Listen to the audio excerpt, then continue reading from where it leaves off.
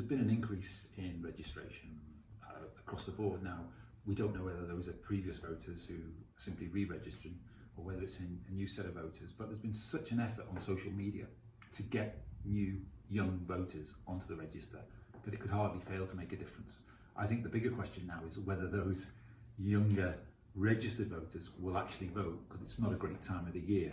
It's the second last day of the university term and there's an awful lot going on. Will they actually go and vote? But I think I'm certain that there's been an increase in registration of young voters. Yeah, it's absolutely crucial because it's the biggest single variable now in how we vote. Everyone talked about this being a Brexit election, but if you look at the last election, 2017, the most important aspects of how you voted was your age. The younger you were, the more likely you were to vote Labour. The older you were, the more likely you were to vote Conservative. I'm not saying that's healthy, it's almost an intergenerational conflict, but that's the way it is. So clearly, you know, younger people, lots of them, could affect the result quite dramatically if they vote the same way as last time.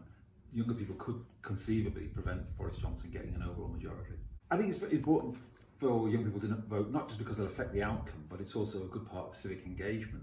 If you look at older people, they say it's a civic duty to vote, and I agree with them. It is a civic duty. You should vote. You might not like either of the potential prime ministers. You might be holding your nose, whether it be Boris Johnson or Jeremy Corbyn, but remember, they're not on your ballot paper anyway. It's local candidates that you're voting for. That's the first thing to remember. Secondly, if you don't vote, you can't complain. And thirdly, it's good habit forming. Of non-voters, 80% didn't vote at the previous election. So once you get into a bad habit of not voting, the chances are you might repeat that. Yeah. So it's good to get, you know, into the early habit of voting, because the chances are you'll vote at every election for the rest of your life. Most ages of responsibility are actually going upwards. So you can't buy cigarettes, alcohol, fireworks, you can't drive until you're 17. So why should the voting age be lowered to 16? I don't think the world will cave in. We were the first country in the world to lower the voting age from 21 to 18 way back in 1969. The world didn't cave in. No one in the right mind would want to put it back up to 21. Yeah. But that was because there was an agreed age of adulthood of 18 by 1969. Is an agreed age of adulthood at 16? Probably not.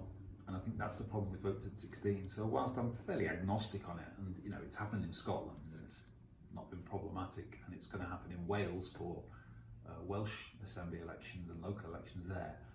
There's still a big case to be made for it. What happens if a majority of young people, 16, 17-year-olds, don't vote? All you're doing is increasing the rate of abstention at an election, which is not healthy for democracy.